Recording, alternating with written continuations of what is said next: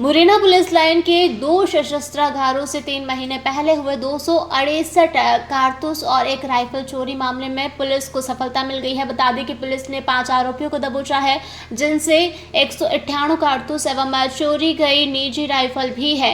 गौरतलब है कि 6 से 7 दिसंबर की रात पुलिस लाइन में स्थित एसएफएल की 5वीं वाहिनी के सशस्त्रागार से 9 ml पिस्टल के 140 कारतूस चोरी हुए थे। वहीं द्वितीय वाहिनी के सशस्त्रागार से 9 mm पिस्टल के 70 कारतूस एफएलआर राइफल के 58 राउंड चोरी हुए थे। बता दें कि बटालियन के एक आरक्षक की 315 बोर की निजी राइफल भी सशस्त्रागार में रखी थी, जिसे भी चोरी कर ले गए। पहले इस चोरी का शक बटालियन के किसी कर्मचारी पर था, लेकिन 3 महीने में 200 सीसीटीवी कैमरे, 1400 लोगों के फोन का कॉल रिकॉर्ड खंगालने व आदतन अपराधियों से पूछताछ के बाद पुलिस ने 25 साल के दीपू उर्फ अजय उर्फ गिलहरी पुत्र सोबरन कुशवाहा निवासी दर्जी गली दत्तपुरा मुरैना को पकड़ा, जो कि मूल रूप से जारह गांव का है। दीपू से चुराई गई राइफल 57 कारतूस मिले। पूछताछ में दीपू द्वारा बताया गया है कि जोरी गांव सरपंच का पूरा निवासी उदयवीर पुत्र महाराज सिंह कुशवाहा के साथ मिलकर सशस्त्रागारों से चोरी की बात उसने कबूल की। बता दें कि पुलिस ने उदयवीर को पकड़ा, जिसके कब्जे से 15 राउंड मिले। दीपू और उदयवीर ने सेल्स टैक्स बैरियर के पास रहने वाले अशोक पुत्र सोबरन कुशवाहा से 45 कारतूस, गांधी कॉलोनी निवासी गोविंद उर्फ हरि गोविंद पुत्र ओम बाबू सोनी से 45 कारतूस मिले। उत्तमपुरा निवासी राजपुत्र बलराम जाटव से 35 कारतूस जब्त किए गए। एसपी समीर सौरभ ने पत्रकार वार्ता में कहा कि 9 mm पिस्टल के 70 राउंड अभी बरामद नहीं हुए हैं। इनके बारे में जांच पड़ताल में टीमें जुटी है। एसपी ने बताया कि मास्टरमाइंड दीपू कुशवाहा है, जिस पर 8 अपराध दर्ज है। गोविंदा सोनी पर 13 पुलिस केस दर्ज है। देखिए, आज से लगभग 3 महीने पहले पुलिस लाइन अंतर्गत जो 2nd और 5th बटालियन एसएएफ का एक कमरा है, जिसमें उनके द्वारा शस्त्र का संग्रहण किया जा रहा था, उससे कुछ कारतूस 9 mm के और to be exact 210 round 9 mm के और 58 राउंड्स 7.62 SLR के एमुनिशन चोरी गए थे। और कुछ समय के बाद ये भी जानकारी में आया कि उसमें से एक प्राइवेट 315 बोर की राइफ़ल जो वहीं के एक कर्मचारी की थी, वो भी इस घटना में चोरी गई थी। घटना चूँकि काफ़ी संवेदनशील थी और पुलिस परिसर के अंदर की घटना थी, इसको बहुत ही एक सही शब्द कहा जाए तो चुनौती के तौर पर लिया गया। रिस्पेक्टेड आईजी सर द्वारा घटनास्थल का निरीक्षण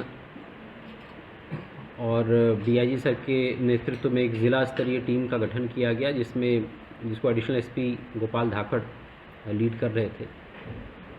और एक बहुत ही विस्तृत डायमेंशन में इस पूरी अनुसंधान को करने की कोशिश की गई। हम सभी के लिए यह आवश्यक था कि ये केस जल्दी क्रैक हो, क्योंकि एमुनिशंस की संख्या ज़्यादा थी। और ये जो प्रेस नोट हमने आपको दिया है, इससे इस पूरे मैनहंट, इस पूरे घटना को खोलने के प्रयासों की गंभीरता पता चल पाएगी। 200 से अधिक सीसीटीवी फुटेजेस उस रात के और आगे पीछे के हम लोगों ने चेक किए। साइबर सेल की मदद से लगभग 1400 से अधिक लोगों के कॉल डिटेल रिकॉर्ड्स जो संदेही हो सकते हैं उनको चेक करने का कोशिश किया गया। और विभिन्न अपराधों में जो जेल में बंद हैं, मुखबिरों के माध्यम से आर्म्स एवं कारतूस की जो खरीद फरोख्त में लोग लिप्त रहे हैं पूर्व में, उनके विषय में उनसे लगातार नज़र बनाए रखना, इस तरह का बहुत ही विस्तृत स्पेक्ट्रम पे काम किया गया। और फाइनली इसमें अथक प्रयासों से हमें सफलता मिली। जितने 210 राउंड्स थे, उसमें अभी 140 राउंड रिकवर हो चुके हैं 9 mm के, और SLR के 58 राउंड्स पूरे के पूरे रिकवर हो चुके हैं। जो मुख्य आरोपी है इसमें दीपेंद्र कुशवाहा और उसका एक साथी है उदयवीर, इन दोनों के द्वारा घटना को अंजाम देना बताया गया। दीपेंद्र कुशवाहा का पूर्व में मोटरसाइकिल चोरी के कई अपराध कोतवाली थाने में पंजीबद्ध हैं और इनके द्वारा इस पूरे माल को दीपेंद्र के पास शुरू में रखा गया। बाद में अलग अलग लोगों के पास चूँकि मशरूका काफ़ी ज़्यादा था और उसको ठिकाने लगाने के लिए बेचने के उद्देश्य से शुरू में 1 महीने तक तो ये बिल्कुल साइलेंट रहे, इसलिए पुलिस के रडार में शुरू के 1-1.5 महीने तक बिल्कुल भी नहीं आया। और उसके बाद फिर हम लोगों ने जब इसको बिल्कुल गोपनीय तरीके से बहुत साइलेंटली इस पे काम करना शुरू किया, तब हमारे पास पहला क्लू आया, जिसमें दीपेंद्र जो है वो किसी से कारतूस बेचने की बात को लेकर संपर्क किया था और वहाँ से हमारा जो केस है वो खुलना शुरू हुआ। दीपेंद्र के माध्यम से फिर हम लोग अन्य आरोपी तक पहुँचे और फाइनली 5 आरोपियों के हम लोगों ने राउंड अप किया है।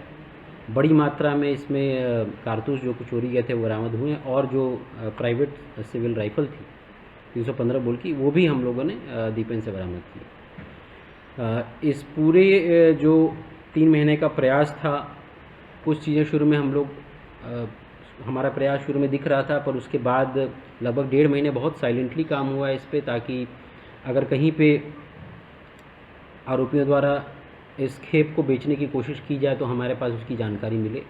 और फाइनली वही ट्रिक इसमें हमारे फेवर में रही। डीआईजी सर और आईजी सर के नेतृत्व में उनके डायरेक्शन में लगातार हम लोग काम किए और एडिशनल एसपी भोपाल इसको कंटिन्यूसली हम लोग हर दिन की बैठकें ले रहे थे, मॉनिटर कर रहे थे। विजय है डीएसपी हेडक्वार्टर, दीपेंद्र, टीआई कोतवाली, सीएसपी मैडम, साइबर सेल, इन लोगों का बहुत ज़्यादा योगदान रहा। ये लोग बहुत मेहनत की और फाइनली हमारे जो आरक्षक हैं, जिन लोगों के माध्यम से हम लोगों ने मुखबिर लगाए थे, उनके थ्रू ही हमें जानकारी मिली। तो सभी को बहुत बहुत शुभकामनाएं। और एक बहुत चैलेंजिंग केस, इसमें 2 लोगों का नाम विशेष रूप से है, एक प्रधान आरक्षक अनिल दोहरे और प्रधान आरक्षक शिव प्रताप भदौड़िया। इन्हीं के माध्यम से हमारे पास पहली लीड आई और उसको हम लोगों ने डेवलप किया। तो पूरी टीम का और इस बड़े ऑपरेशन में शामिल सभी लोगों को आईजी सर के द्वारा बहुत प्रशंसा की गई, बधाई दी गई है और मैं उम्मीद करता हूं कि इसी तरह काम हम लोग आगे जारी रखेंगे। हम लोग इस एंगल पे भी काम कर रहे थे कि इसी राइफ़ल को क्यों चुना गया, पर जब विस्तृत पूछताछ मैंने मुख्य आरोपी से की, एक तो कि रात के समय बिल्कुल उस कोच में अंधेरा रहता है, ये अपने मोबाइल की लाइट से इन लोगों ने चोरी की है। दूसरा कि इनके दिमाग में ये बात थी कि पुलिस की राइफ़ल नहीं ले जानी, इनके दिमाग में ये बात थी क्योंकि उससे बहुत ज़्यादा रिस्क है। अब इन्होंने शायद कुछ डब्बे अल्टा पल्टी की होगी और उसमें इनको जो पहला दिखा वो उठा के ले गए। वही शराब की दुकान पे चोरी में शराब नहीं ले जाएंगे, डेली दूध की बोतल कैसे मिलेगी? कैसे शराब की दुकान में चोरी करनी है मुझे और लेनी वहाँ से चुरानी दूध की बोतल है, शराब की बोतल ही चुराऊंगा। अब एक साथ उनको हाँ, तो उनको मेनली मुझे लगता है कारतूस से इंटरेस्ट था, जैसा मैं समझ पाया इनकी बातचीत से। और मुझे लग रहा है ज़्यादा उन लोगों ने इतना ज़्यादा माल चोरी कर लिया कि वही उनके लिए फिर कैसे खेप को बेचें, उनके लिए चाहिए। और फाइनली वहीं से हमारे पास लीड है। सर ये घुसे कहाँ से थे? ये पीछे जो दीवार है उसको फांद के कोने से एंट्री की है। उस दीवार थोड़ी नीची है, वहाँ पे तो अब तो सीसीटीवी कैमरे हमने लगा दिए हैं, पर उस दीवार को ऊंचा करने का प्रस्ताव हम लोग भेज रहे हैं। सुरक्षा की दृष्टि से आवश्यक है कि वो दीवार ऊंची रहे। जिस कमरे से चोरी हुई वहाँ पर तो सतत गार्ड 2nd और 5th बटालियन का अब लग रहा है, परंतु पुलिस लाइन में एक सुरक्षित परिसर होना आवश्यक है। और अभी जो बाउंड्री है पुलिस लाइन के अंदर से तो ऊंची है, लेकिन बाहर की तरफ क्योंकि सड़क ऊंची बनती गई तो वो कम हाइट का हो गया है। तो उसको एक बार हम लोग या तो उसकी फेंसिंग, विस्तृत फेंसिंग करेंगे उसकी, तक इसमें कहीं पर कोई भी सजा दी है, उनको क्या बहाल कर दिया जाएगा? वो सज़ा इस अपराध के दोष में नहीं दी गई है, वो सज़ा उनके ड्यूटी के लापरवाही के तौर पे दी गई, क्योंकि एक ऐसा एरिया जहाँ पर उनकी संतरी के रूप में तैनाती थी, उनकी तैनाती के बावजूद अगर ऐसी घटना हो रही है तो वो निसंदेह लापरवाही है, परंतु उस पर एक बार विचार फिर से करेंगे। सर सबसे बड़ा आपके मुरैना से नरेंद्र सिंह राजपूत की रिपोर्ट। शर्मा जी, अच्छा हुआ आप यहीं मिल गए। ये लीजिए, मुंह मीठा कीजिए। अरे ईशान, ये मिठाई किस खुशी में? शर्मा जी मैंने नई कार ली है। अरे वाह, बहुत बधाई ईशान बेटा। लोन से ली होगी। क्या बात है ईशान भैया, नया घर भी बना लिया, नई गाड़ी भी ले ली, कहीं लॉटरी वॉटरी तो नहीं लगी है? हाँ भाई, कोई लॉटरी लगी है क्या? अरे नहीं, ये तो बाप जी ऐसे ब्लॉक्स का कमाल है। बापजी ब्लॉक्स? वो कैसे? वो ऐसे क्योंकि मैंने अपना घर बनाने में लाल ईंटों की बजाय बाप जी ऐसी ब्लॉक्स का इस्तेमाल किया, जो लाल ईंटों की बजाय ज्यादा मजबूत, टिकाऊ और सस्ता होता है। इसमें ना प्लास्टर और सीमेंट की जरूरत होती है, ना ही तराई करने की झंझट। और लाल ईंटों के मुकाबले ऐसी ब्लॉक्स के इस्तेमाल से 5 गुना तेजी से निर्माण हो जाता है और मकान बनाने की कुल लागत में 40% तक की बचत भी हो जाती है। तो बाकी बचे हुए पैसों से मैंने नई कार ले ली, तो हुआ ना डबल फायदा। भैया कहाँ मिलेगा बाप जी एसी ब्लॉक? अब आप भी बनाए अपने सपनों का घर बाप जी एसी ब्लॉक्स के साथ। बाप जी एसी ब्लॉक्स, स्टील से मजबूती।